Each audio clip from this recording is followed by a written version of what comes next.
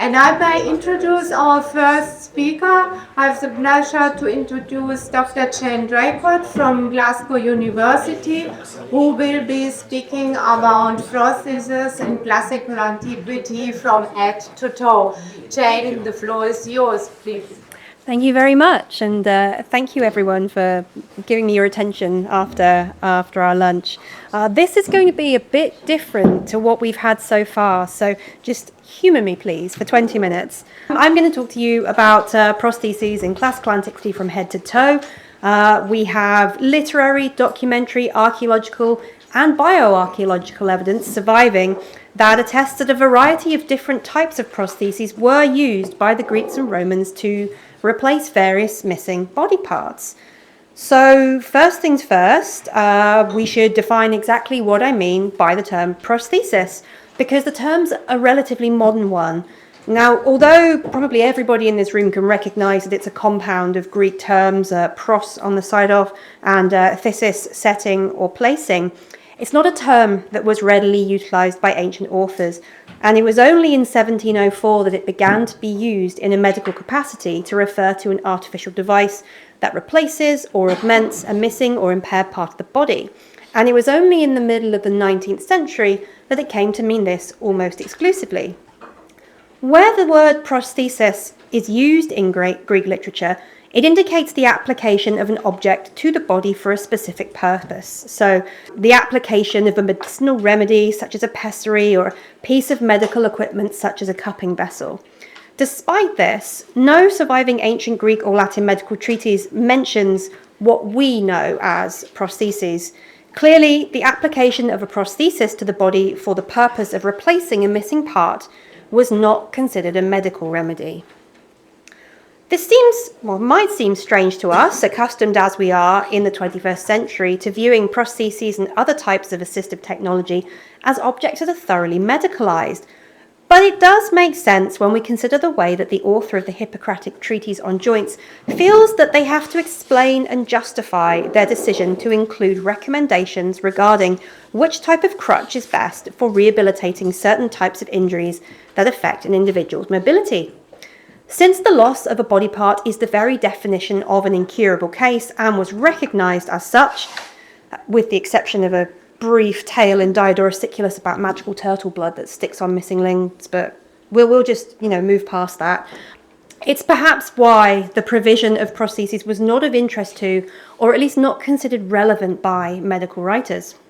Whereas in the 21st century, we tend to refer to prostheses using the noun prosthesis or the adjective prosthetic, and in the British National Health Service that I'm familiar with at least, one prosthetist will make any number of different types of prosthesis.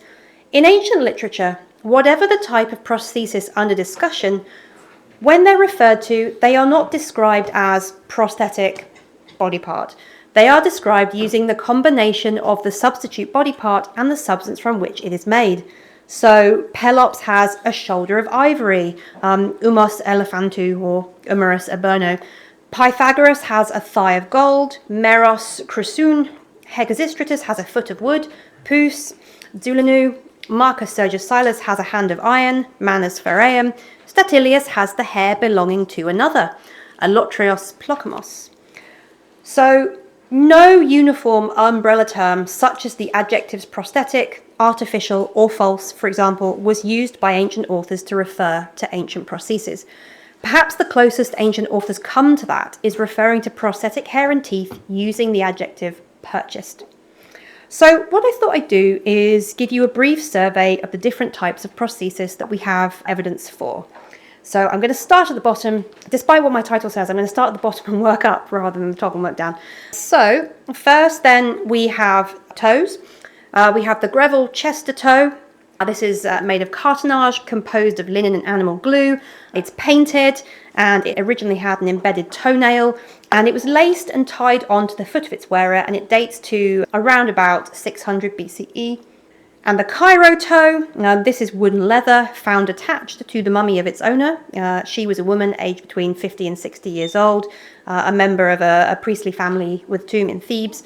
And this dates earlier to around 1000 to 740 BCE.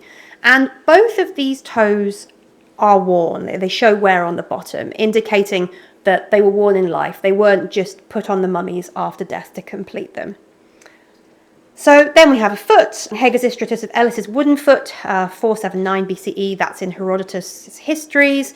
And we have a later reference to a rich man having wooden feet in expensive shoes, that's the mid-2nd century CE in Lucian, the ignorant book collector.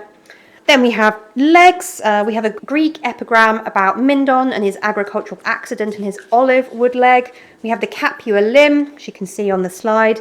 This is a wooden core with bronze plating resembling a military greave attached at the waist to a leather belt, used in conjunction with a crutch. It's a right leg, or it was a right leg, found in a tomb in Capua dating to about 300 BCE. We have the Hemmerberg limb. This is a leather cup with an iron ring around a wooden peg, used in conjunction with a crutch. This is the left leg, attached to the skeleton of its wearer. He was a man aged 35 to 50 years old, found in a grave in Hemmerberg. This dates to 600 CE. And we have this rather nice mosaic, which the date of this mosaic is much debated, but this perhaps gives us a sense of what an ancient prosthetic leg would have looked like in use. And I liked it so much that I used it as the cover of my book, so I can't get enough of it, basically. Then we have the penis. We have a reference in an ancient science fiction novel, Lucian's True Story, to prosthetic penises. So this is, again, around the mid-2nd century CE. And in this story, the wealthy use ivory while the poor use wood. And some things have never changed.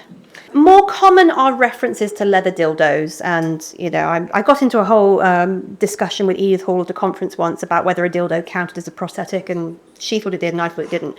But we can revisit that at any point if people want to. So these references are around 411 BCE, Aristophanes' Lysistrata, 3rd century BCE, Herodotus' Mimes. Then we have the hand, Marcus Sergius Silas's iron right hand. This is the early 2nd century BCE for him, and 78 CE for Pliny in his Natural History, and he is the one that tells us about this.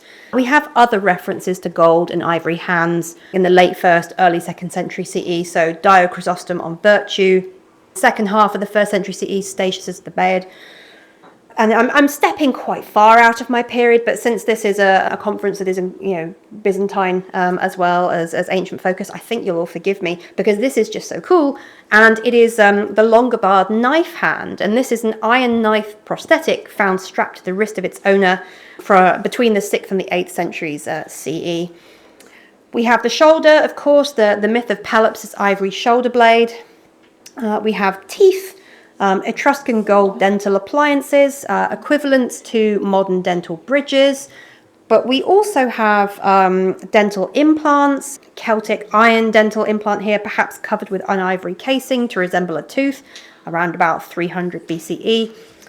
And we have other references to Roman false teeth made of ivory and bone, ranging from the 1st century BCE to the 1st century CE in the satirists Horace, Martial, Lucilius, Lucian. We also have a couple of medical references, Hippocrates, Celsus, to sort of gold banding to sort of fit in loose teeth until they take, and you can then take the gold banding off. But that's about as close as the medical literature gets to any of this.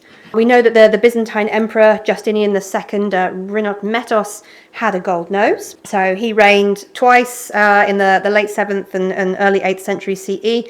And I know that there is debate about whether this is him and whether it shows ancient plastic surgery. I'm not going to touch that. I just thought it was a nice image because we don't have an example of a false nose from antiquity, sadly. There lots from later, the sort of 17th, 18th, 19th centuries when people had syphilis, but not from antiquity. Then to the eyes, we have contradictory references to those. So Martial, Dion Chrysostom on virtue, Lucian's True Story, they all mention prosthetic eyes, but not in the context of whether people are actually using them. We do have an epitaph that mentions a prosthetic eye maker, and we do have references in the Palestinian Talmud. Eyebrows, we have a few references in conjunction to references to wigs and hair pieces. We have plenty of hair, both full wigs and sort of sections, both made of human hair, like these ones, and other sort of textile material as well. Lots of literary references to these, and lots of archaeological evidence from hot, dry climates like Egypt and Israel, and sort of cold, wet ones like sort of Northern Europe. And we have references to people wearing them. So the Emperor Otho, for example, apparently his hairpiece was so good that until he died, no one knew he wore it. I find that hard to believe, because if you look at the coin, the toupee is quite obvious. So maybe this is more just a case of everybody said they didn't know it was a wig when they really did, and laughed at him behind his back. And then we have the Empress Julia Domna, and then we have women and girls like the one on the right who sort of mimic her, and they wear those wigs too.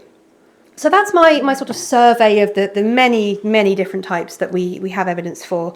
And so now I'm going to discuss what we can actually get from this, because obviously it's very nice to put a lot of examples together, but then you've got to do something with those examples. So firstly, I think we should consider the impact of gender. So we have evidence of both men and women using assistive technology in antiquity, although of course there are more examples of men doing it than women. This is perhaps simply a result of the generally gendered nature of ancient literary sources. However, with regard to prostheses, there are significant differences, not only in the types of prosthesis they are presented as using, but in the way that these stories are told. So the references to men using prostheses are found in all literary genres, while the references to women using them are concentrated in satirical poetry and prose, such as the works of Horace, Juvenal, Martial, Lucilius, Mardonius, Lucian. Men are presented as using extremity prostheses, feet, legs, hands, while women are presented as using facial prostheses, teeth, hair. Is this indicative of a reality in which men were more likely to lose limbs, while women were more likely to lose facial features? This is, of course, possible because ancient literature helpfully attests there was a considerable range of ways that an individual could lose a body part. They might, for starters, be born without one. Cassius Dio records that an embassy from India came to Rome to see Augustus, and they brought with it the gift of a boy who had no arms, and he used his feet to do various things. However, this congenital absence of a body part is extremely rare. Relatively few examples survive in the skeletal record from any period of history, and I'm not aware of any from the classical period. Much more common was an individual experiencing the loss of a body part during life. And this could occur through a whole range of different circumstances. You've got traumatic amputation, surgical amputation, martial amputation, judicial amputation, extrajudicial amputation, self-mutilation or mutilation, and the natural aging process. Although realistically, it's likely that both genders could lose any number of body parts in any number of ways. In literature, we do seem to see a focus on men losing their body parts through military or agricultural activity, while women lose their body parts through mutilation or aging. So for men undertaking military activity, the loss of the right hand, the sword hand, or one or both eyes due to inappropriate protective gear, those seem to have been particularly common. For men undertaking agricultural activity, your feet, your legs, those are at risk from accidents with agricultural tools or bites from venomous creatures. Women seem to have been at risk from facial mutilation as a result of interpersonal violence that was carried out on purpose to spoil their beauty, make them less attractive to men, therefore less valuable. And the female natural aging process that resulted in the loss of teeth and hair receives much more commentary from ancient writers than the male one, again because of the effect this had on a woman's beauty, her attractiveness to men, her intrinsic value. In ancient Jewish literature, facial prostheses are recommended specifically to restore a woman's physical attractiveness, make her a more desirable potential bride. But perhaps there was some sort of visible imbalance in ancient society, and this fed into existing stereotypes and bolstered them. The archaeological and bioarchaeological evidence supports these demarcations, by the way. Of the extremity prostheses that have survived from antiquity, all but one of those were found in the tombs and graves of men. Of the facial prostheses, all of those were found in the tombs and graves of women. And the size of those that were not found in association with tombs and graves, the drum provenance indicates that they belong to women too. So we also have materiality to consider. The materials used to make them varied considerably. They included gold, silver, iron, wood, ivory, bone, horn, diamond, malachite, leather, hair, and other types of textiles such as linen and plant fibers. So it's not surprising that the technical sophistication and complexity of prostheses should vary too. After all, a prosthesis composed of one material only requires one type of artisan, whereas a prosthesis composed of two or more requires multiple artisans working in collaboration at all stages of the process, so it's exponentially more complicated. So why are the literary references so variable? Is this indicative of reality? Were some prostheses simple, others complex? If so, why? Was it simply a matter of using whatever material you had to hand? Were some materials considered more suitable to certain types of prostheses than others? Were the wealthy elite more likely to invest in a more technically sophisticated and complex prosthesis? Perhaps, but why? So the most commonly cited material is gold. Several reasons why this might be the case. Gold is, due to its colour and shine, instantly recognisable. It's an indicator of wealth, status, prestige, luxury. So for members of the social elite, it would be suitable for a prosthesis, particularly one that was small yet highly visible, such as an eye, a nose, or a tooth. In turn, individuals who were elite in some way or wished to be perceived as elite in some way, so Pythagoras and his imitator Alexander the False Prophet, perhaps they would have a gold prosthesis to try and indicate that they had a special quality that set them apart from others. And on the practical side, gold is a suitable choice for those that come into contact with the interior of the body, such as the eye socket or the mouth, and that's because it's pure and it's relatively harmless, unlike other sorts of metal. It's also very malleable, which would make beating or engraving it relatively easy or straightforward. We also hear about ivory, bone, and horn, and these were probably used for similar reasons to gold. We have the mythological antecedent in the tale of Pelops and his ivory shoulder. So ivory has divine connotations. Since it's associated with exotic creatures such as elephants, it's seen as exotic and luxurious. It's imported from faraway territories such as Africa and India. So it's a prestige material, and this prestige is reflected in its other uses, such as for chryselephantine statues. However, like gold, its other qualities make it suitable for prostheses, particularly false teeth. Comes in the right sort of sizes and shapes, has the right sort of appearance, and it can be worked with relative ease. We also have references to prosthetic hair that's made from human hair.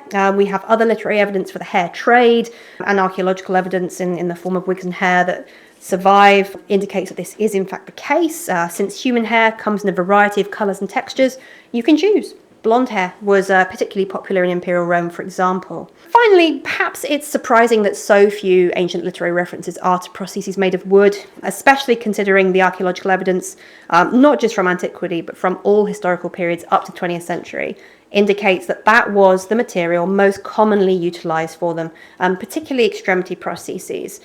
So the ancient references that use wood all to legs and feet do align with this.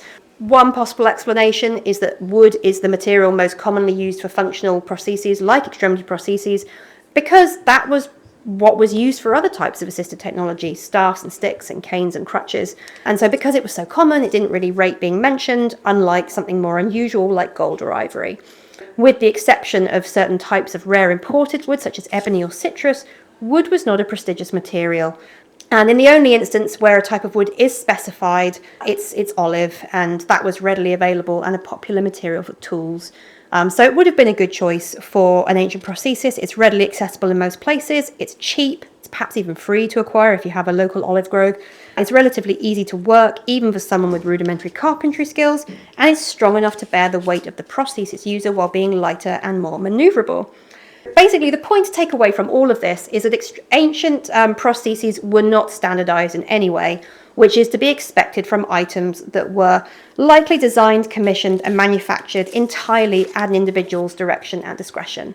They were practical, useful, they empowered their users and facilitated their return to some semblance of normality, in addition to making positive statements about the individuals wearing them.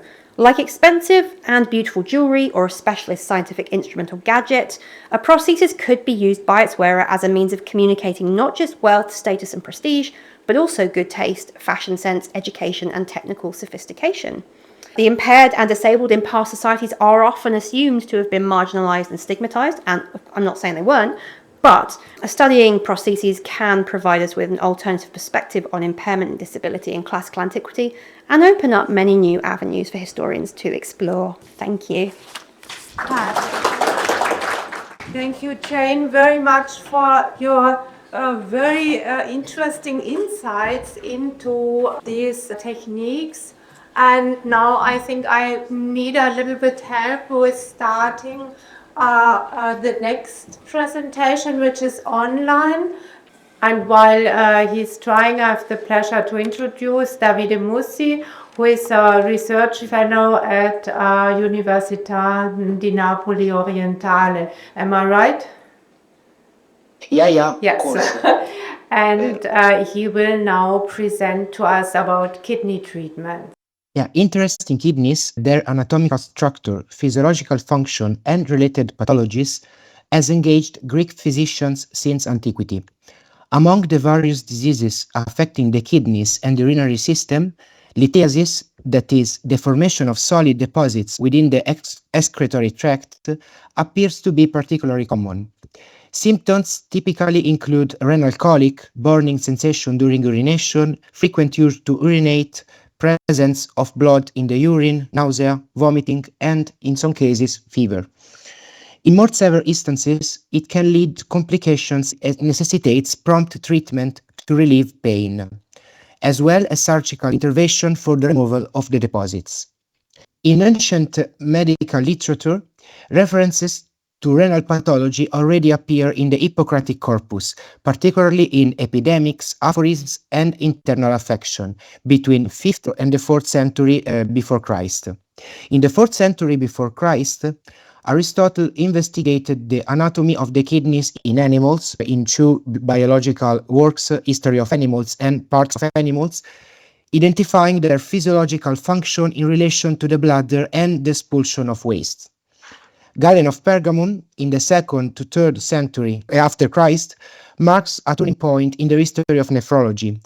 He systematically examined the organs, from their structure in anatomical procedures to their physiological function, and analyzed their pathologies and underlying mechanisms. In his treatise on the usefulness of the parts of the body and on the natural faculties, Galen employs the kidneys as examples of both the teleological principle, that is, if nature must fulfill a function, it provides the organ suited to that aim, and the attractive faculty, thereby outlining their physiological role and the mechanics of stone formation.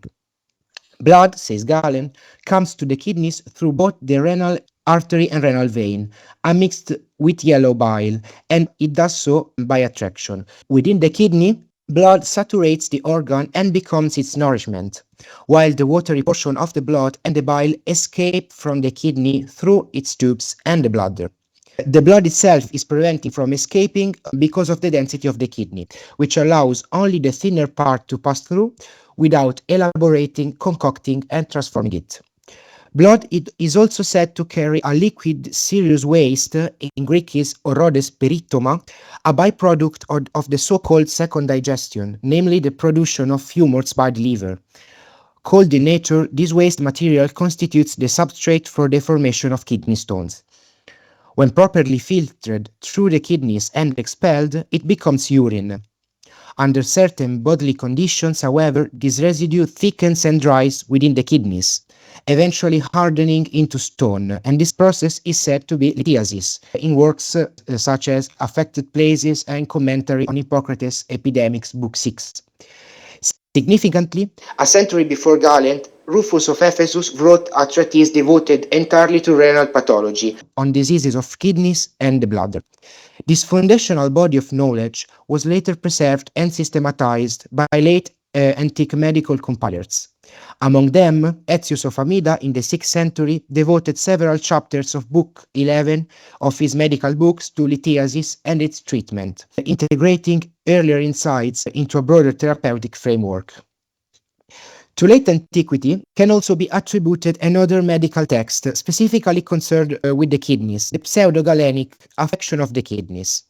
This text represents a particularly illustrative yet largely neglected work. Despite its peculiarity within the broader medical tradition, the treatise has not yet been the subject of sustained scholarly inquiry.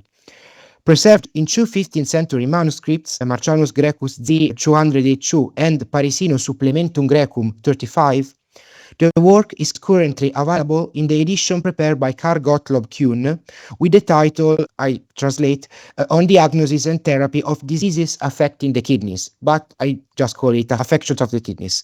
Included in the 19th volume of his Galeni Opera Omnia of 1830, this edition gathers a selection of pseudo-Galenic works, that is, texts transmitted under the name of Galen of Pergamum but commonly recognized as spurious. While the spurious nature of the work is already suggested by certain internal clues, such as a reference to Christians with whom the anonymous author appears to identify, its distinctive feature lies in its construction as a collage, composed primarily through the assemblage of earlier and contemporary medical writings. This type of compilation and the way in which sources are appropriated and interpreted strongly suggests that the work belongs to the intellectual milieu of the iatrosophic school of Alexandria, which flourished between the 6th and the 7th century after Christ. Its 8 chapters contain, in fact, a range of excerpta from a wide range of sources.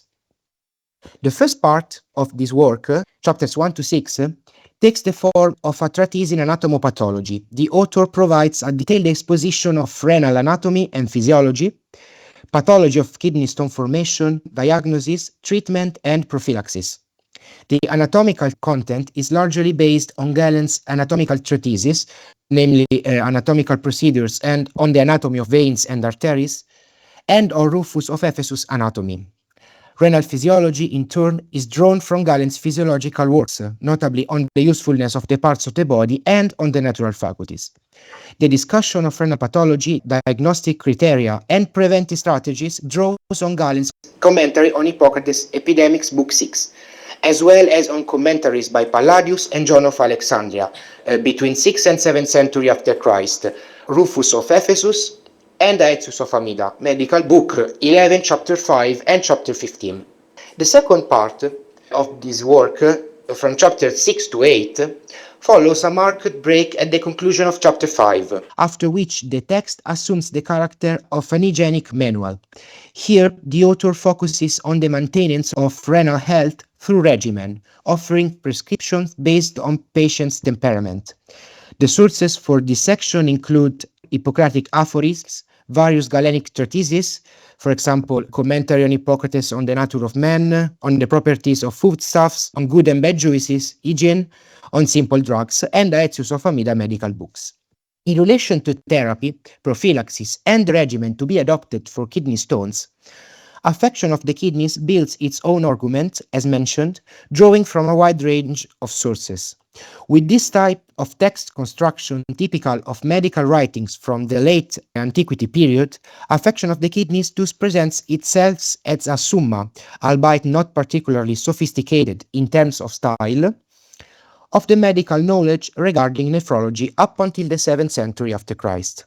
After explaining the pathological mechanics that lead to the formation of kidney stones, in the 4th chapter, affection of the kidneys describes the therapy to be adopted for patients suffering from this condition. Although this therapy is not structured into clearly defined phases, the material follows an internal order. First of all, for the patient to recover, it is necessary to avoid an excess of material in the body so that waste matter does not reach the kidneys and become material for the formation of stones. If there is undigested food, it is best to expel it by inducing vomiting in the patient. If there is an excess of feces, of excrements, an enema should be administered. If the excess is of blood or one of the 4 humors, bloodletting should be performed, followed by the administration of a purgative. After purging the colon and intestines, lubricating medicines are prescribed to dilate the organs, kidneys, and ureters, and facilitate the expulsion of the stone. A series of palliative remedies are then listed to alleviate the pain. The use of cups applied along the affected area, which are also useful for moving the stone. The use of semi-baths and cataplasms, which must always be kept warm and replaced when they cool. Bath in lukewarm water. The intake of cold water if the patient has a hot temperament. Finally, the intake of crushing elements with a mild nature, which help break down the stone. As mentioned earlier, the stone is generated due to a hot and unnatural imbalance. To describe the therapy, affection of the kidneys relies almost entirely on Aetius' Libri Medical Books, Book 11, Chapter 5, and Palladius' commentary on Hippocrates Epidemics 6. The first brief example I presented concerns a type of palliative remedy, that is, one that treats a symptom of the illness, in this case the pain, but not its underlying cause. The use of herbal decoctions applied as enemas helps to rid the patient of excess material in the body, thereby preventing the kidney and the ureters from being compressed and alleviating the pain. In this case, as you can see, the source, namely 11th book of Aetius, is followed by affection on the kidneys almost verbatim. In the 5th chapter, prophylaxis is useful to prevent the recurrence of kidney stones. It consists of avoiding certain types of food, those that are hard in substance and difficult to digest, which cause obstruction and produce flatulence. Fatty foods such as cheese. The wine to be consumed should be white, light, and not old, while the water should be pure and from a spring. Beneficial are stays in places with a temperate climate and physical exercises. The chapter on prophylaxis concludes with a prescription to use, in case the remedies previously listed are ineffective, those called indescribable, in Greek arreta, meaning remedies whose effectiveness cannot be rationally proven by experiment. However, these elements must be used with caution, as they can, in an indescribable way, help the patient, but also in an indescribable way, harm them. The sources for this section are still Aetius, medical books, and for these undescribable remedies, Galen Treatise on Simple Drugs, Book 6. Chapters 6 to 8 are dedicated to the best health regimen for patients with lithiasis. The case under consideration is that of a child who, according to the principles set forth by Galen in the Treatise on Temperaments, has a hot and moist temperament. The best regimen should take into account not only the patient temperament, but also the season of the year, as initially stated in Hippocrates' aphorisms. In winter, for example, a cold and moist season, it is best to administer warm and dry foods, rather abundant and roasted. In spring, hot and moist, foods should be boiled and the drink should be more watery. The best foods are then reviewed: bread without bran, poultry and pork, shellfish and crustaceans with soft shells, pure spring water, even cold, but not the snow. Physical exercises are discussed, specifying which types and when to practice them. Baths in fresh water, when to use them and when to avoid them. For this final part, the main source is Galen, commentary on Hippocrates on the nature of man, on property of foodstuffs, good and bad juices, and hygiene. The last example I presented concerns, amongst food, the types of meat best suited to prevent the recurrence of kidney stones. Pork is considered the most appropriate due to its strong power. However, as it is also fatty, it can cause obstructions in the kidneys and ureters. The text therefore recommends caution in its consumption, only in small amounts and at long intervals. Deer meat, being tough in texture, should be avoided. Lamb and fawn, on the other hand, being leaner, can be consumed safely. In this case, the sources, namely the two Galen treatises, are not quoted verbatim, but are used as a starting point for the development of the argument.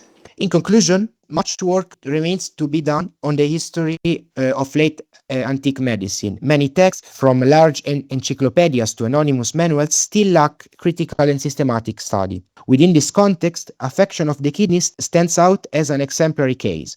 In attempting to produce a treatise that addresses renal pathology, treatment for kidney stones, and prophylaxis in a unified manner, the anonymous author of the text draws on a wide range of sources, employing them with almost surgical precision, cutting, pasting, and integrating them to construct his argument. The result is a kind of summa, albeit not a particularly elaborate one, of nephrological knowledge as it had developed by at least the 7th century. Thank you very much. Yeah, thank you very much, Davide. I will switch now to Barbara, our next speaker. She is from Royal Holloway University in London, and she will give us a lecture on the disappearance of mental health conditions in the tradition from Paul of Aegina to Ioannes Achiatrus. Barbara, the floor is yours. So my paper is a bit unusual in that I'm trying to make 2 points, which are unrelated, but I think it will all fit into 20 minutes. So I have 2 research questions. Within the textual tradition from Paul of Aegina to Ioannes Achiatrus, how are mental health conditions represented, and does this description change? I'll go through this. It's basically a chain of textual transmission. It starts with Paul of Aegina, who is probably known to everybody, and it ends with a very little known vernacular author. So there is one uses the text of the other, and sometimes we can't say exactly how it happened, but we have a starting point and an end point. And I have been tracking how certain diseases are represented, whether the content is increasing or decreasing, whether it is changing, to understand the audience of these texts. And the second research question is, within this evidence on mental health conditions, is there anything that could be of relevance today? So is there anything within this tradition that could help us today to treat mental health conditions? Okay, fantastic. I have to summarize. It's a lot of content. So starting with Paul of Aegina, we are in 7th century AD, and he is a polymath who wrote on a lot of topics which he all put into his medical manual. You have surgery, you have general medicine, you have pediatrics. It's a wealth of content. The book is quite long, and it's clearly written for a learned audience. So there in book 3, chapter 14, you have a disease called melancholy. And now we have to sort of do a mental switch that it might not be what we perceive as melancholy, which is being sort of very sad. So it might be something else. So paraphrasing it, so it could be caused by a pre-existing brain condition, according to Paul, or alternatively, by a brain disorder in connection with the whole body, or C, by an inflammation of the hypochondria, which is the upper abdomen, either through vapors or through some of the humors ascending to the brain. And one of the quotes I found in his text was, "Some people are always laughing, some people are crying." And what he describes there are very much what we would call today mental health symptoms. So this is a long chapter. I should say Paul of Aegina also has other content on, well, diseases that involve an altered mental status, but these are largely other diseases. These are sort of meningitis, or what he calls inflammation of the brain leading to changes in behavior. So where you can quite clearly see was an external influence and that changes behavior. I left these out because we don't have enough time. He then describes 3 more diseases that could be seen as mental health conditions. One is incubus, which is seen as resulting from indigestion and a potential precursor of mania, stroke, or epilepsy. There's lycanthropy, so werewolf syndrome is seen as a type of melancholy, and there is love sickness, which he believes to be something else entirely that just has to be diagnosed correctly. His text was one way or another, and we don't know precisely how, used by another author called Leomedicus. He wrote a short booklet for medical students. So these students were meant to be trained elsewhere, but they needed sort of a summary of the medical syllabus. It's undeniable that it shares content with Paul of Aegina. So one way or another, there may be steps missing in between, but there is a tradition from one author to the other. It doesn't cover surgery. Okay, so there in Book 2, Chapter 12, he describes something called paraphrasune, which I would translate as altered mental status, which is caused by a hot imbalance. And then 2:13, the next chapter, these chapters are very brief. Melancholy, which he perceives as paraphrasune, so look at the step at 2:12, caused by black bile and cold hypochondriac. Sometimes there are vapors arising from the stomach. And then 2:14, mania, which is a type of paraphrasine in which the patient becomes aggressive, caused by yellow bile. I will come back to Paul of Aegina later. Quite a lot of these contents, details, can be extracted from Paul of Aegina as well. So this is clearly our source. It's just really short, and it's sort of for a medical student to memorize. I mean, the full text is not much longer than my summary. So it really is just a few sentences. And then we have Theophanes Chrysobalantes, sometimes called Theophanes Nonos. I forgot to say, Leo Medicus is probably 9th century or earlier. There's a majuscule error in the text. So it predates the early 10th century. Theophanes Chrysobalantes, it's difficult to pin down, in my opinion. We are in 10th century. At this point, again, there is a clear connection to Paul of Aegina, undeniable, but how precisely this went. There's also a connection to Leo Medicus, but how these three connect is unclear, but there is a tradition. So Theophanes and Leo are actually quite similar, just that Theophanes' text is significantly longer and contains far more therapy. In chapter 25, he talks about phrenitis with fever and paraphrasine, subtype of which is caused by black bile, and the disease is thought to be similar to mania. And then in chapter 33, he talks about melancholy, which is a paraphrasine without fever. There are multiple types. Some people fear death, some are laughing. In some people, vapors arise from the stomach, and there are long instructions for dietary and medicinal treatment for these patients, as there are, by the way, in Paul of Aegina. Here again, it's not possible to do this in a 20-minute paper, but there is clear evidence that this goes back to Paul of Aegina and that there's this overlap with Leo. So it's all in line with the rest of the tradition, where you can see these three books generally are connected somehow. Ioannes Achiatrus, this is a medical manual which exists in two versions. One is in sort of classical Greek and the other is translated into the vernacular and has been added to commentary. And this final version, so the final one in the line from Paul of Aegina to Ioannes, is very vernacular, and it's clearly written for poor people, for a doctor who doubles as a pharmacist and who has to gather or forage most of his medication somewhere nearby on the countryside. So it's someone who does not have much infrastructure. He does have glass vessels and copper vessels and so on.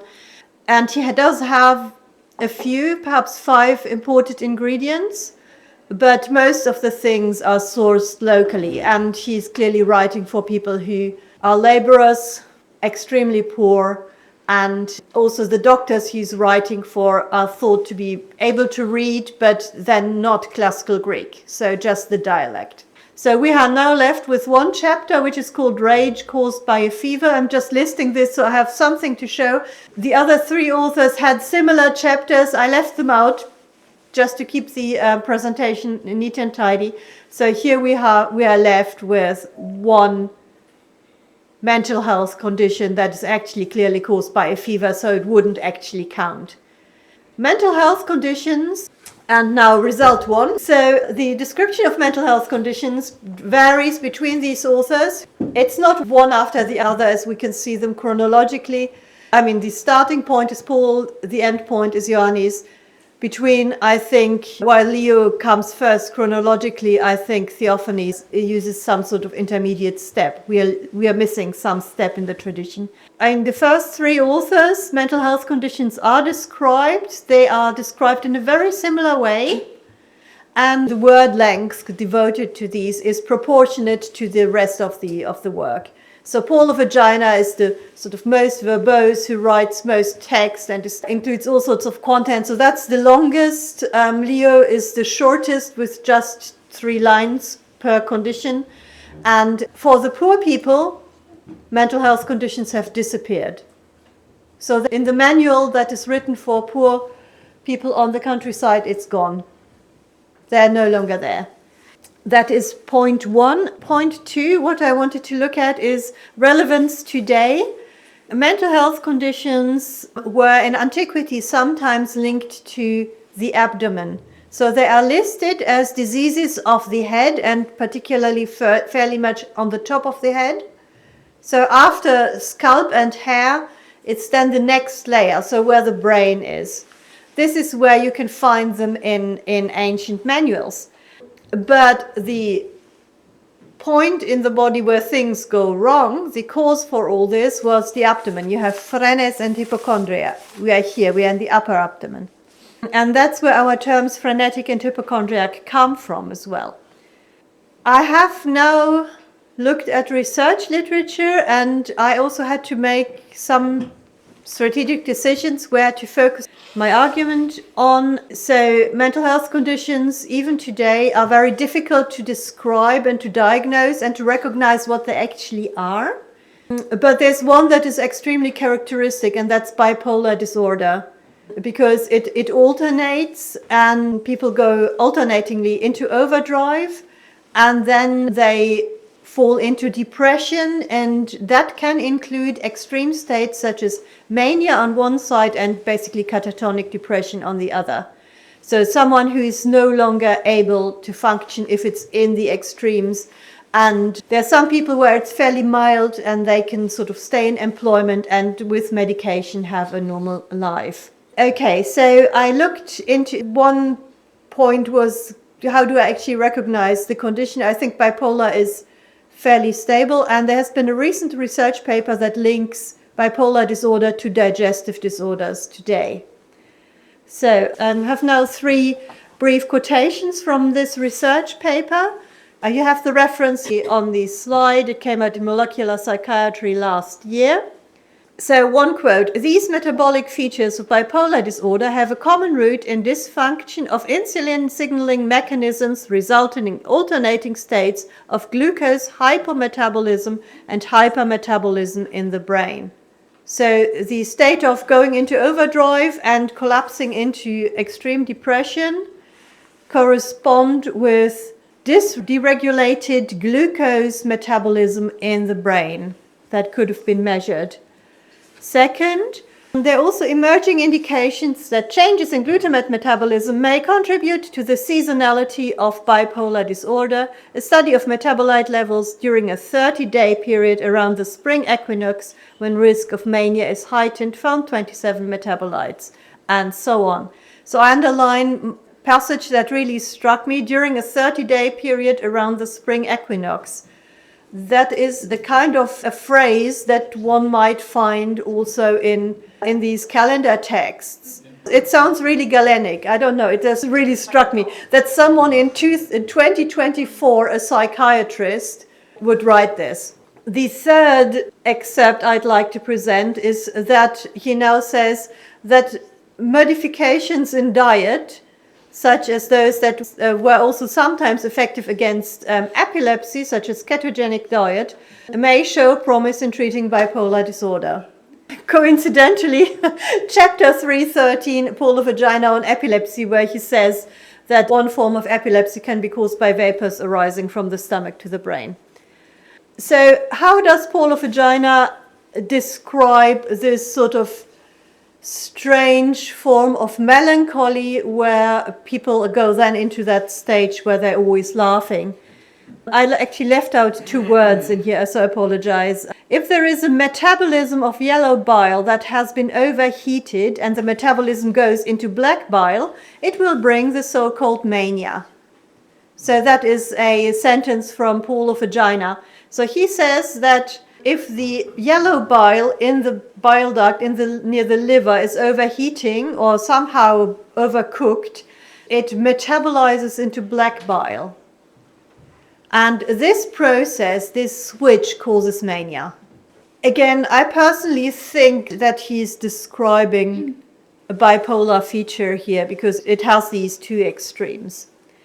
My conclusion to the second part is that it is well known that ancient Greek doctors, and not just this selection of ancient Greek doctors, thought that some mental health problems could be caused by digestive problems. So this is not something that's new in Paul of Aegina. There's a long tradition for this.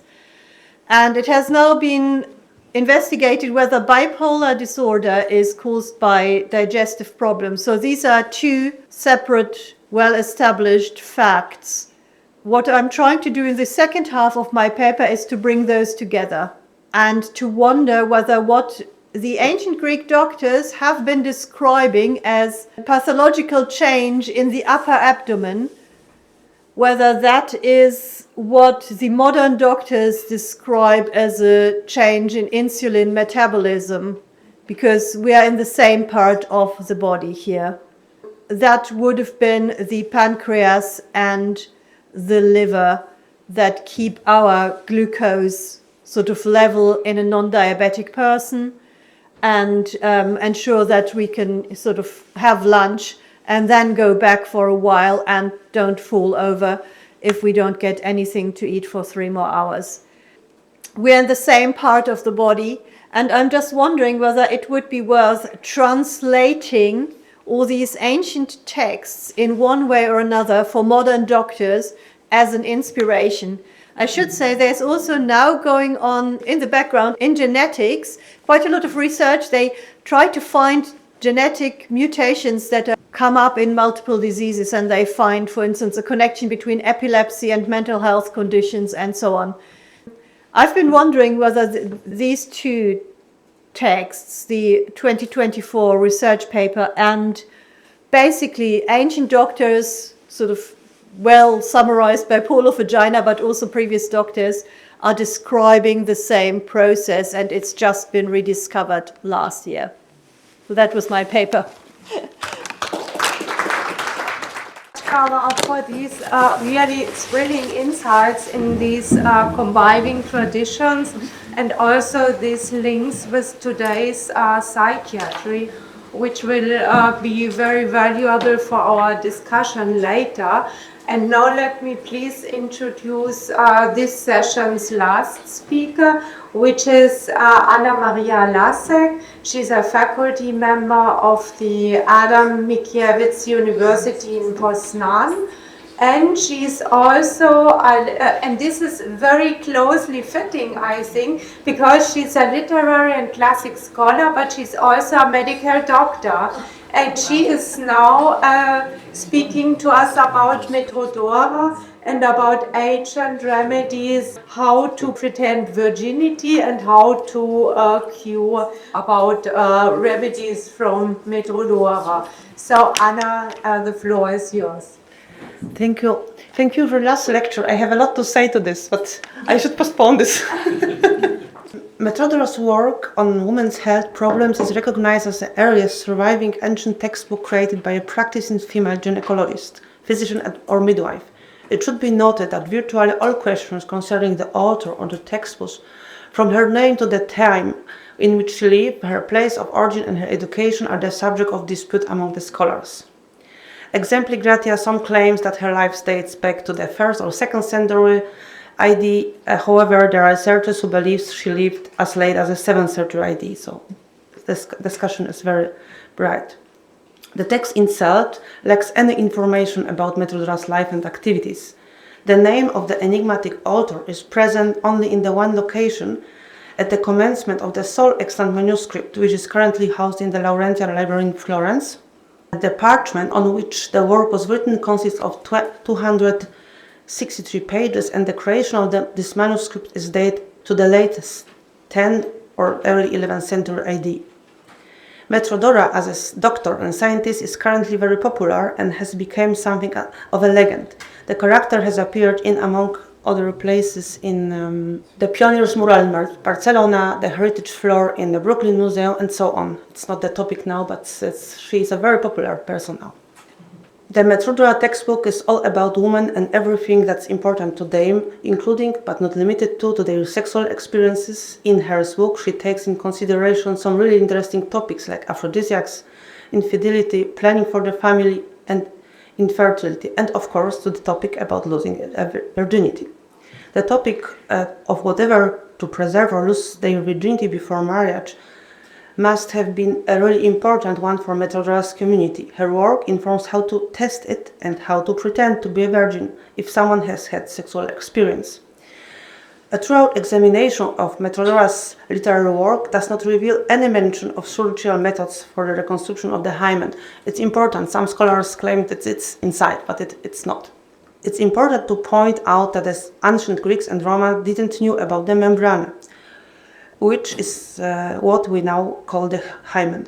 The word hymen was originally used to talk about all membranes in the human body, like the diaphragm and the pleura. The word hymen has been used to talk about in the modern sense only from the about 16th century onward. It's clear that in the past people noticed when a woman had a first sexual experience, she would usually have a little bleeding, but they couldn't quite figure out if there was a link between this and any particular body structure. In the past, many people thought that women who hadn't had sex yet had constricted and desiccated vagina.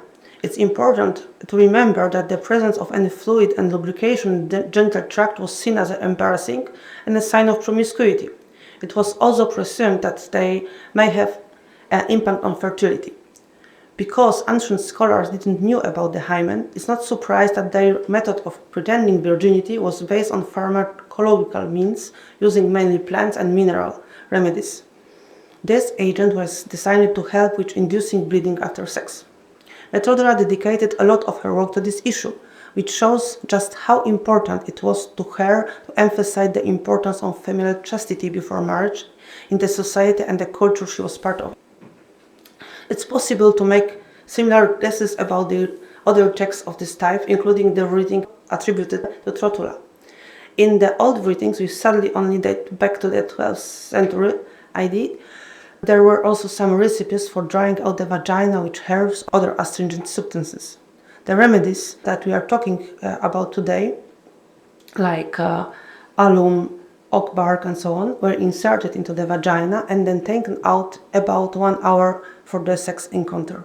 It's clear that this subject was really important to the female patient of the ancient physician, as we can see from the fact that they dedicated 3 full chapters to this. The virginity test is also explained in this chapter 35. Chapter 34 was about how to present a woman who has been sexually active with a man as a virgin during intercourse. It's really interesting that the ancient physician talked about this topic twice in his work, which could prove that it was really important for the people, for her patients. The work outlines multiple methods of deceiving others about the virginity. The chapters of Metrodora textbook devoted to this bear and notable titles to those who have lost their virginity and wish to conceal it, and at the same time to drain a woman's vagina, while the chapter 34, which might be rendered as for a woman who has lost her virginity, how to appear to be a virgin. The remedies used for this purpose are a mineral and plant origin. This presentation will analyze only one of the above-mentioned chapters, 34. English translation comes from Parker's new edition.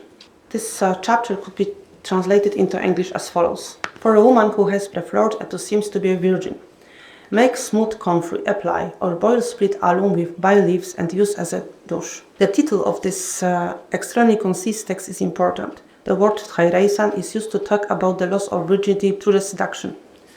You can find more on this in chapters 22, 25, and 35. The text we are looking at today talks about 2 ways of finding virginity. The first is to grate comfrey, and therefore not the root but the plant, and administer it vaginally, probably in the form of a suppository. The second way is to irrigate a vagina with a special mixture made from alum and bay leaves, which are boiled together to create an astringent substance. Both methods are destined to dry, shrink, and irritate the vaginal mucosa, as the recipes for finding virginity in chapter 25 clearly demonstrate. The plant, referred to as symphyton, appears only once in Metrodora's work, in chapter 34. Parker edition and English translation states that the name of this plant is comfrey. The same scholar later added in a detailed botanical naming commentary, Symphytum bulbosum. It's clear that we are not able to identify the plant because there are not enough information in the Metrodora's text. The American researcher based on his consideration on the identification suggested in a specialist studies of the problem. And the comfrey was given the task of making believe that the woman who has already sexual experience was still a virgin. In other cases, as we know, irritant astringent were used to dry out, tighten and irritate the vagina, which open intercourse caused contact bleeding and thus simulated the bleeding so often associated with one's first sexual experience. Trotula textbooks mention some other really interesting methods that people used for the same purpose. For example, they used natron or leeches. I must say I'm a little puzzled by the use of comfrey in this situation, given its long-standing reputation as healing, soothing, and calming agent for wounds and injuries. Symphytum is a really effective remedy for inflammation and is still used this way today as ingredient, ointments, other products for vulvar and vaginal irritation, as well for the treatment of varicose veins, hemorrhoids, and so on. The question we must address is the effect this herb would have in this particular situation. It's important to take a really close look at Metrodora's textbook and the properties of the herb. I have the herb here, it's my photo. It's direct for our university in Poznan. Metrodora's herbs recommend grating the comfrey plant, which is the above ground parts of the plant, not the root. A fine grit, and then applying it to vagina.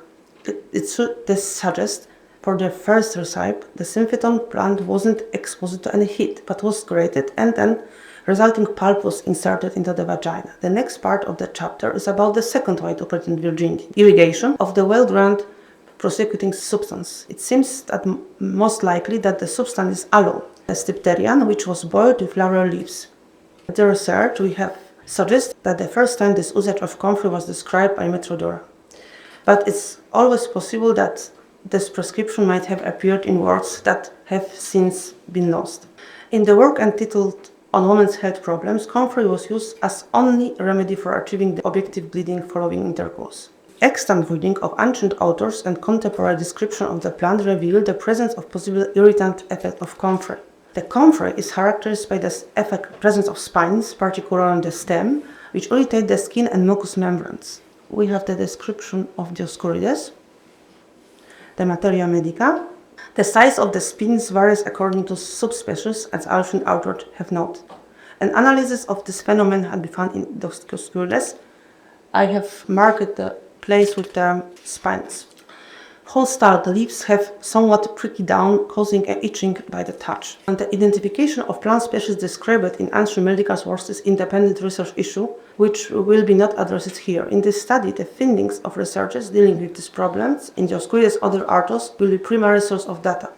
However, it's important to note that there is no definitive consensus regarding the identification of symphyton, based on ancient descriptions. Those descriptions would precisely correspond to the Symphyton officinale or bulbosum observed in contemporary specimen. It's not possible to attempt to identify the species of comfrey on the basis of real description in the work of Metrodora. We have also a papyrus with a plant. It's written symphyton, but the plant, it's not similar to the comfrey. It's not similar to the name of the state in the translation of this papyrus, Larkspur. I don't know which plant it is. It's a problem. I'm looking for it. If you have any idea, I will be very, very grateful. But the properties of this symphyton, it's not this with what we have in comfrey. Comfrey does not irritate the skin in this way. I don't know. Maybe you have an idea.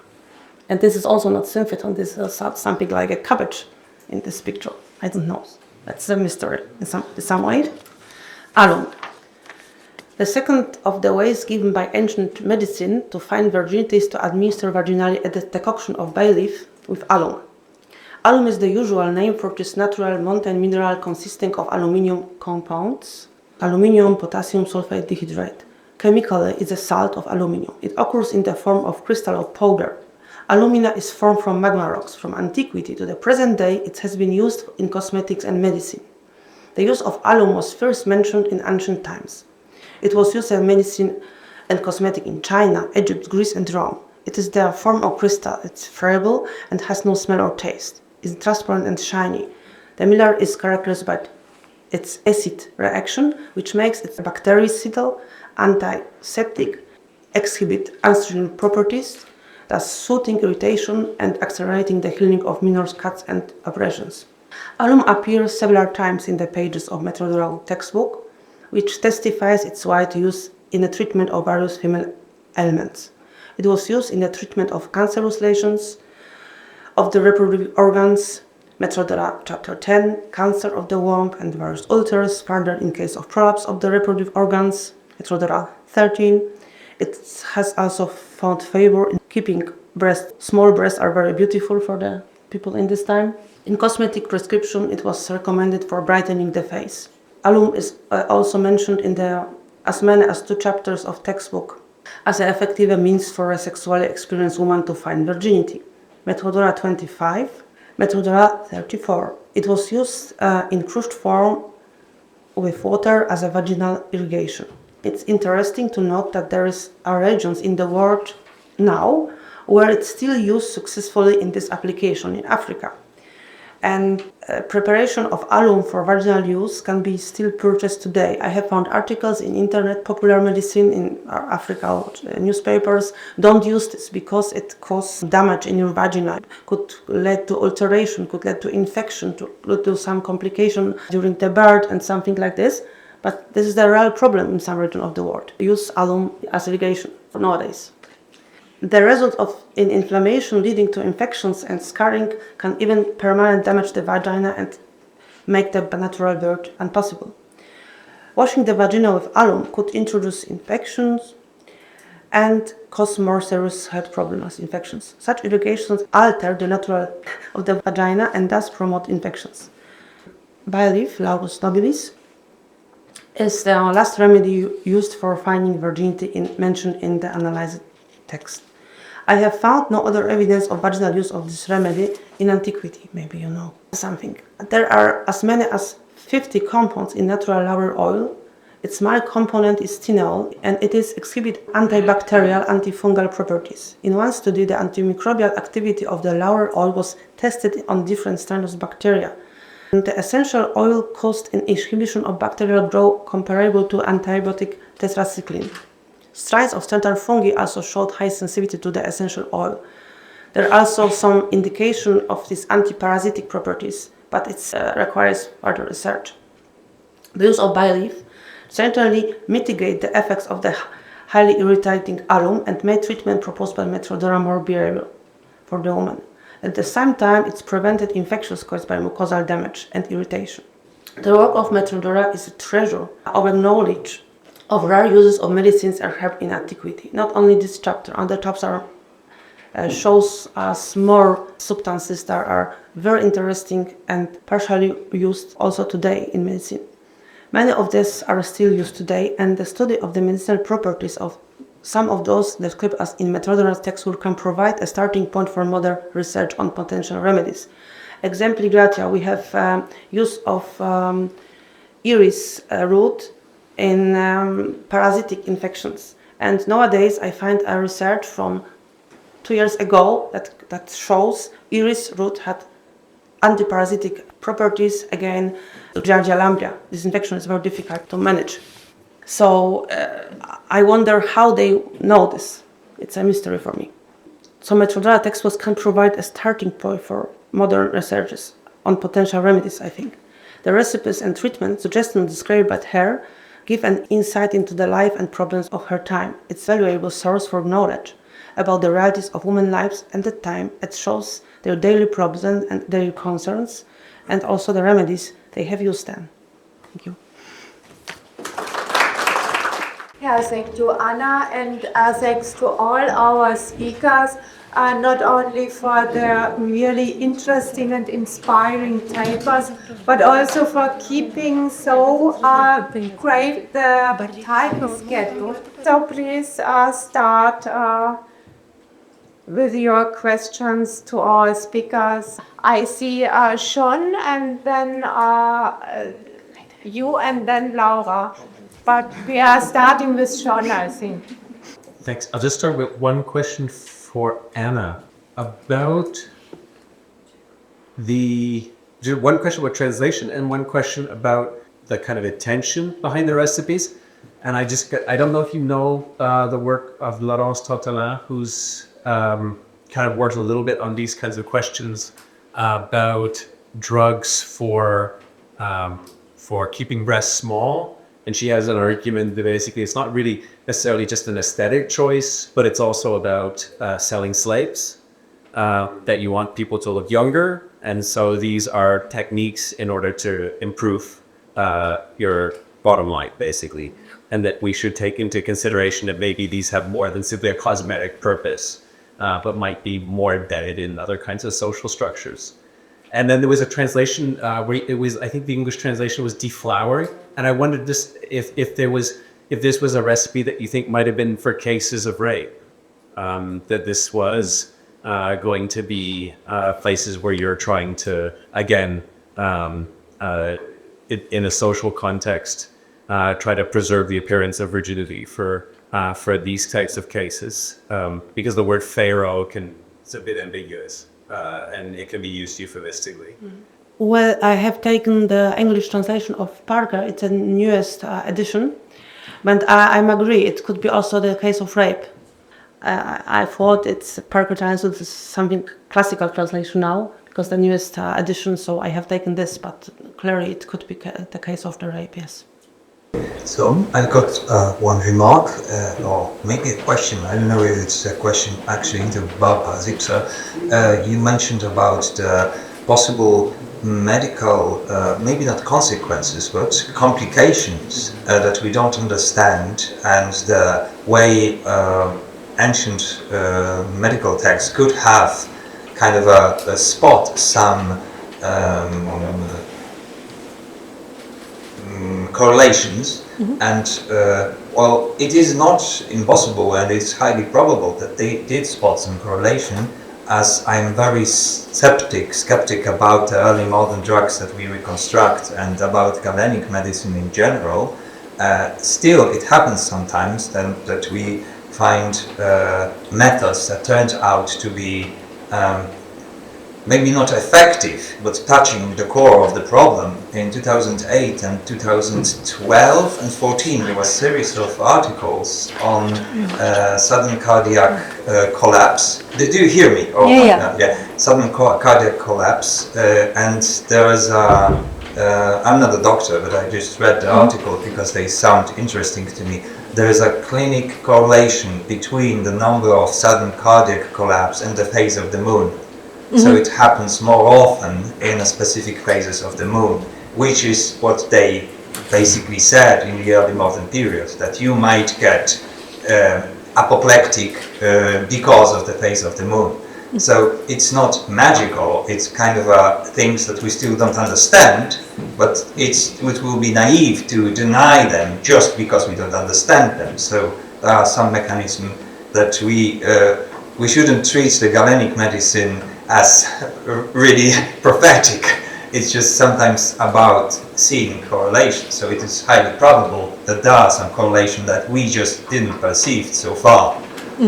Like someone said yesterday about the sweet taste of urine, and which wisdom was lost in the beginning of the 20th century, and we had to reinvent it again. So a very good remark, and I'm really thrilled, and I would really like to know more about anything that you will find out about it.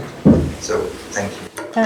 Yeah, just a brief reply. So I don't have any medical training, and I can't conduct any medical studies. I'm not qualified for it, but I know 4 people who have bipolar disorder, and all four of them have a different perception of food.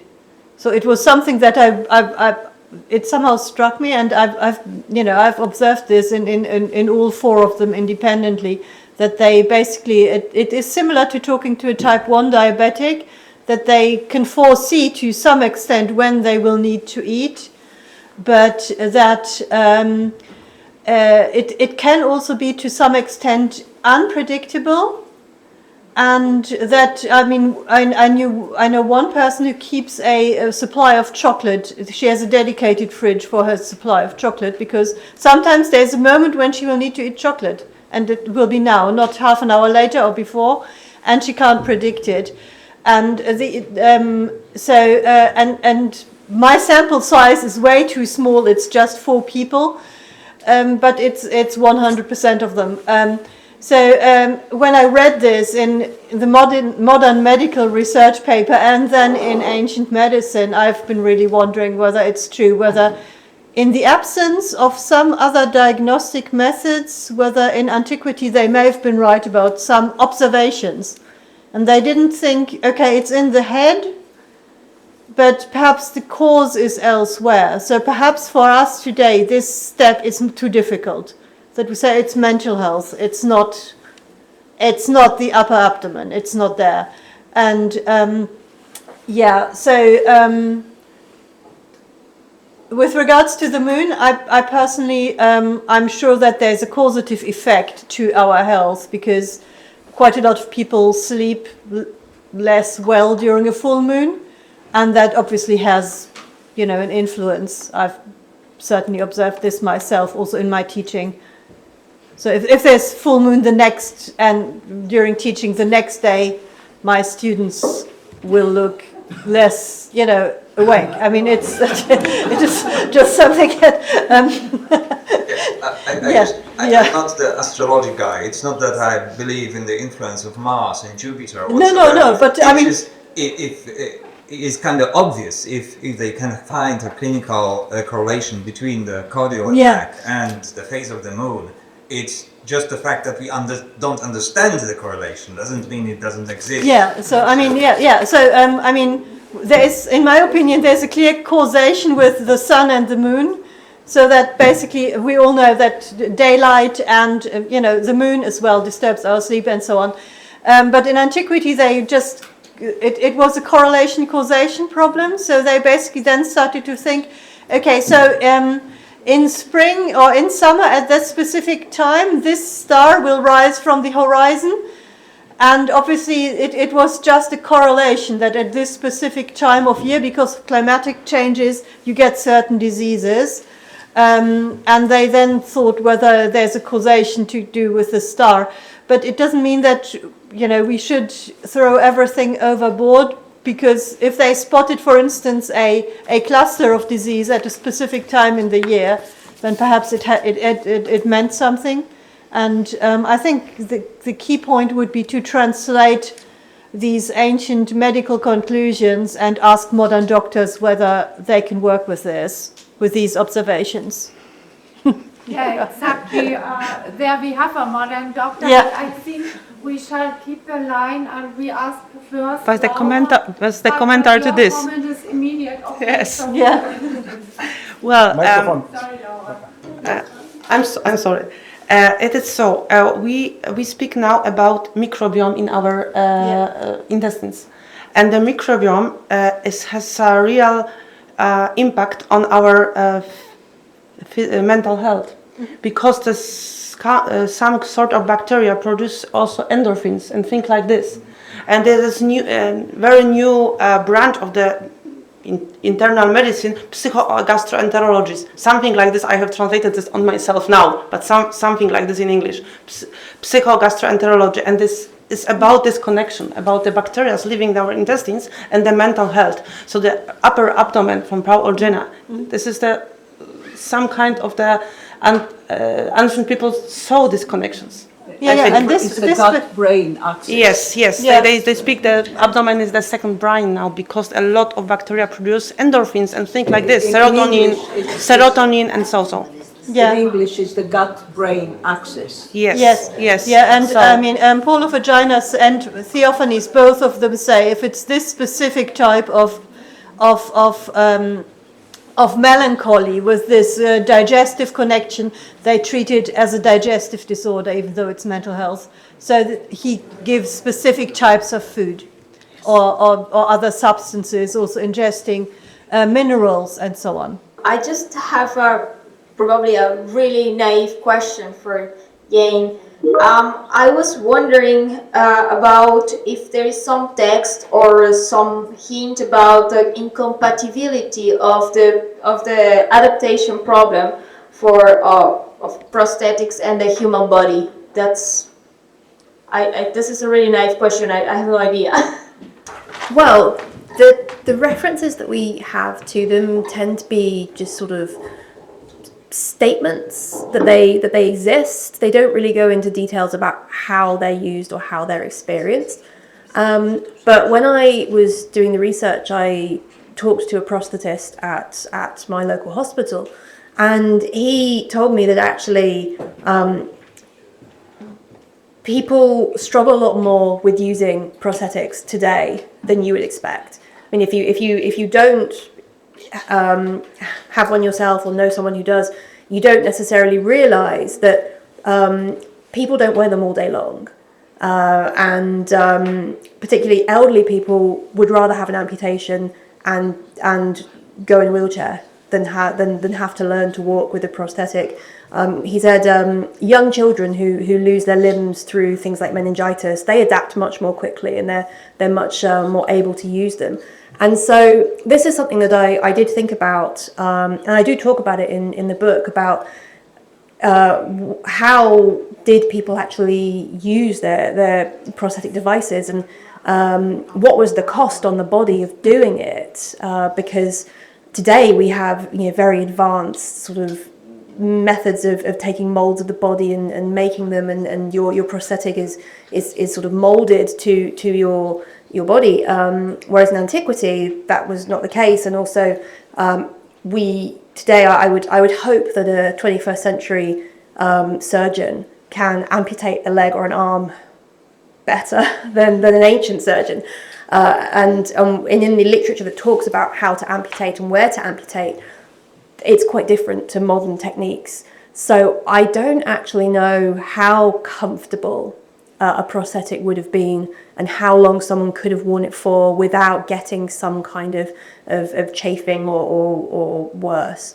And so I think that that's probably why there are a lot more references to walking sticks and crutches and people being carried around, because I think to be able to actually have a prosthesis that you could actually use, that was probably a kind of combination of well, what are the odds? It's much more likely that you're not going to be able to use a prosthesis, whether it's because of the quality of your amputation or the way that it fits or whatever else.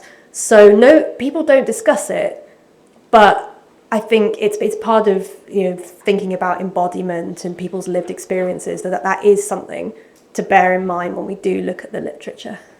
I would like to make a comment to Davide. I'm very happy that you are returning to kidney stones. I've been working a lot on that 25 years ago. And so my publications were way before the wave of PDF online, and they might have escaped your attention. So if you wish, I'd be happy to communicate them with you. For Anna here, I have the text of Dioscorides in front of me on my screen. And so there are two Symphyton, 409 and 410, and both are supposedly able to close recent wounds. That's for the first one, a Symphyton Petreon, and the second one is even more interesting. Both are styptic. And here, I put my glasses on my nose to be able to read, but I have the full text here. The second one glues tissues together. And so I would think, without entering into too much detail, that the question of the virginity is not real virginity, but the state of styptic feeling of the vagina. Let's say that's what the text suggests. I have read this fragment, and they stick also the meat bars and so together, but I don't know. And by the way, there are two different plants. Petreon is a chorus, and Symphyton is traditionally identified, as you said. I'm sorry I cannot remember. We've done a lot of work on alum, and it's a long time ago, so I can't bring up all the differences or the parallels. The point is, there isn't one alum, and it isn't just that there are three alums by name, the Stypteria schisti, the Forimi, a third, and perhaps a fourth. As I say, I can't remember. Within those four Greek names, if you go out in the field, and there are very few fields that you can go to, one is in Greece, two are in Italy. I'm talking about Milos, Campi Flegrei, Vulcano in the north of Sicily. You can see exactly where the Greco-Roman world got their supplies from, so you can actually see the geology and the mineralogy. And once you start analyzing the different stypterias, and you're trying the different stypterias as per the minerals that you get out of the field, from places that you know that worked because the archaeology is there, then you try to fit them into the four, the schisti, the forum, etc. And then, once you start processing some of the ones that they did process, you are ending up with even more mineralogical phases, each one with its own potential reactions and chemistry. So I would be very careful to just pluck potassium aluminium sulfate out of any shelf. Yes, it is the umbrella term, but boy, is there an awful lot of detail. And they knew the difference.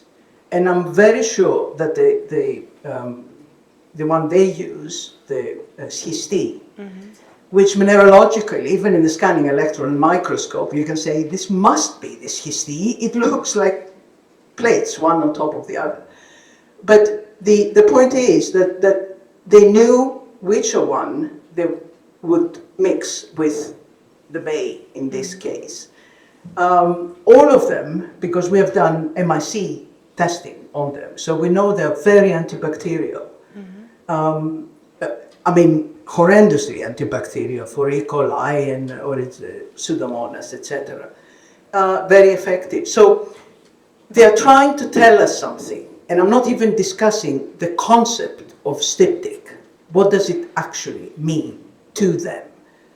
Because styptic is a taste, but it isn't on a taste bud. It is a combination of what is on our tongues and our brains. So it's not like sweet or salty, which is strictly a bud, something on our tongues that detects it. It's a terribly complex field, this issue. So all I'm trying to say is, first, I'm sorry I can't remember exactly what we did then, but it's all on publications. And second, I would be very careful on how I approach this, every recipe they give, and for every application they give, because I'm sure they have it specifically for the purpose, whatever the purpose is. So the next one was Ricardo, I think. I have a question for Jane. If it's possible to see an evolution of the quality of the prosthetics in Antiquity, and if the works as sculptures, for example, have some influence in the design of some prosthetics? A short answer, no, because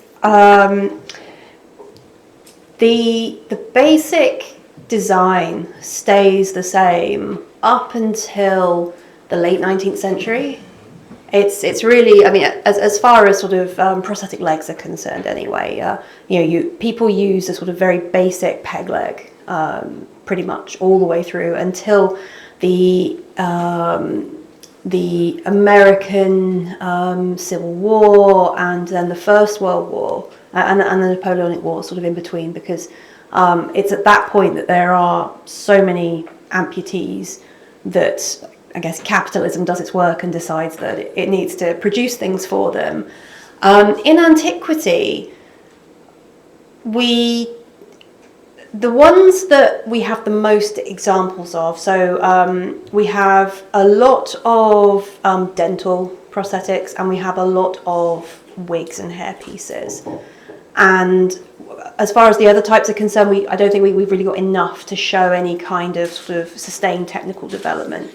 And with the teeth and with the hair, there isn't really any either. And I think that's probably partly because they serve the purposes that they need to serve. Most of them are not really functional.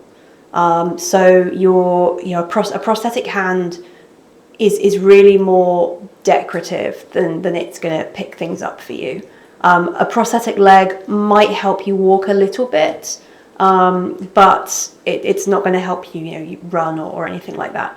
And things like the dental stuff, that's not thought to have been particularly helpful for eating or for speech. It's more about being decorative. And so I think that's partly why, because there isn't this sort of drive to improve their functionality.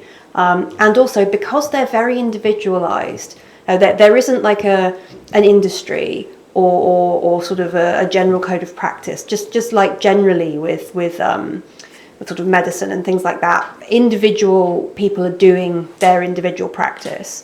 There isn't a sort of overall standard, and so I think probably a lot of the time knowledge was lost because the carpenter or whoever died and hadn't sort of necessarily passed it on. So I think that's probably why we don't see what we would expect to see, which is sort of technological innovation and improvement sort of consistently.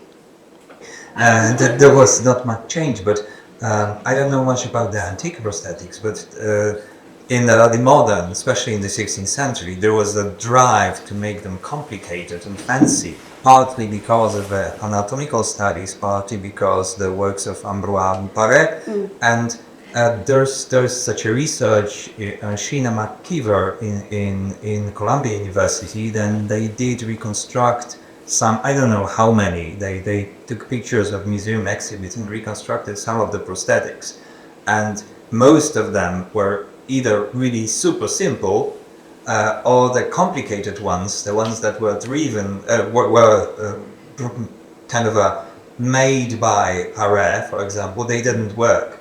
So they had fancy ideas, but the ones that remain in museums are either, like you said, the basic ones, or the ideas were, well, as far as we think, were hard to implicate, hard to kind of embody by the artisans in real life. So I wanted to remark that yes, they did have different ideas, they just couldn't probably they didn't implement them, but they had some thoughts about making it fancy and really good working.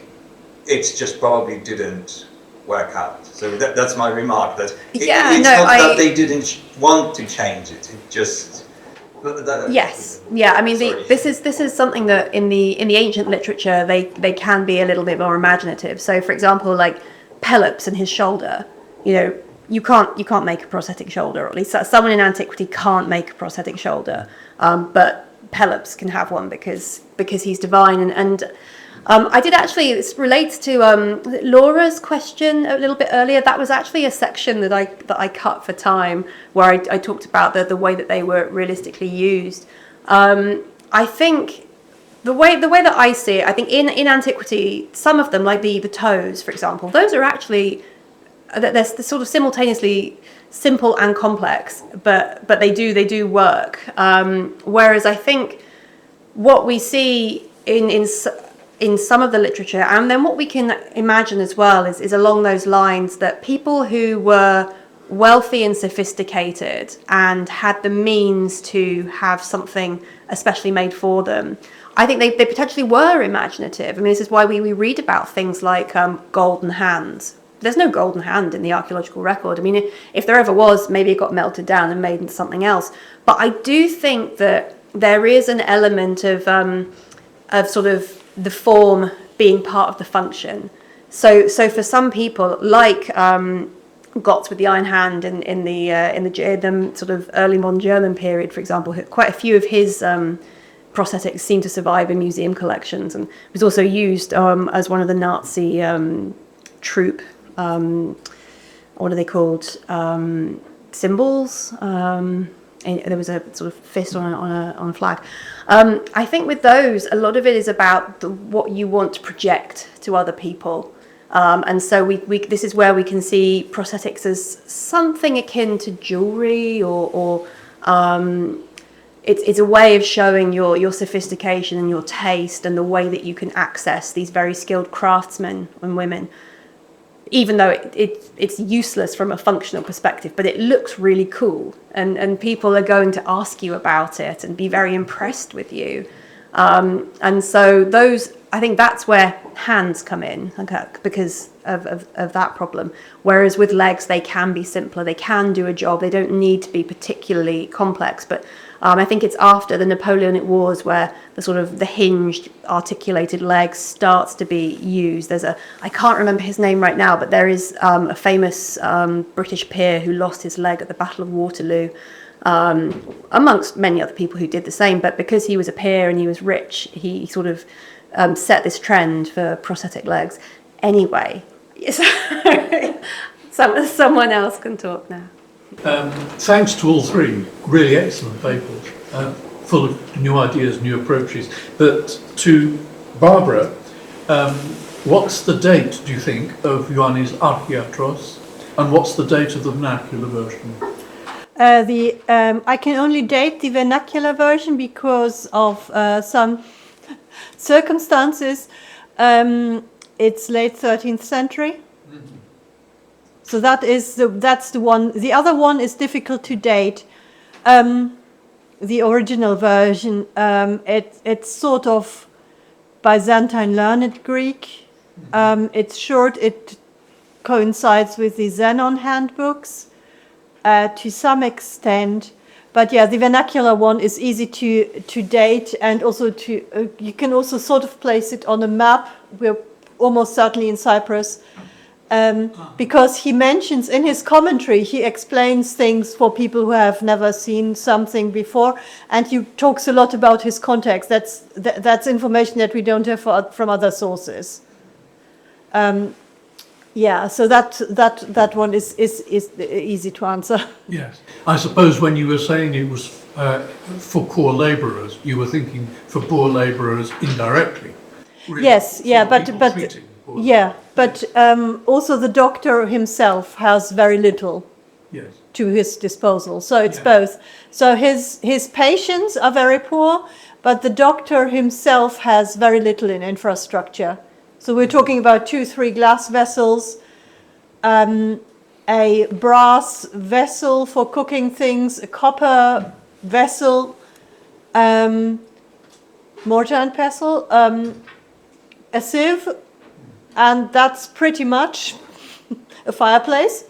And the rest, that's, I would say, the largest part of it you can, if you picture yourself somewhere on the countryside in Cyprus, you would probably be able to forage these things or find them somewhere. Seawater, for instance. very little in imported goods. So the doctor himself was also not rich or wealthy or in any way. So it was both sides. He had a slightly higher status than his patients, but not much. It was just really striking that for once you don't have any mental health conditions there in all other medical handbooks. Yes. So in that one they're missing. Yes. But it's a time and place for the vernacular version where education, reading knowledge even of classical Greek, standard Greek, let's say, has broken down. The reader wouldn't be able to manage. That's why there's a vernacular version. Is that right? Probably. I'm certain there are other learned Greek texts written at this time and even later, but these were in learned centers. And he basically decided to translate the text into dialect and add his explanations, his commentary. I mean,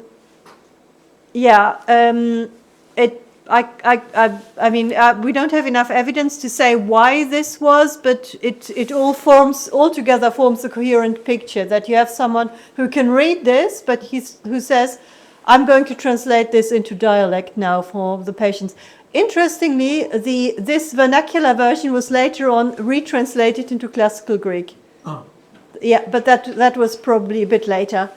So someone then thought, it's actually a good medical book, I'm going to translate this back into classical Greek so that everybody can read it, who learns Greek at school, for instance. Around that date, it happened to the histories of Nicetas Coniates. Mm-hmm. They also exist in a vernacular version. Oh, okay, yeah. So I've just been working on this one dialect, and yeah. Yeah, if published the text a long time ago, if you're interested, had to define my own vocabulary and so on, because it doesn't have a standardized spelling. From a medical perspective, it's the first, just looking at medical handbooks, it's the first longer vernacular text.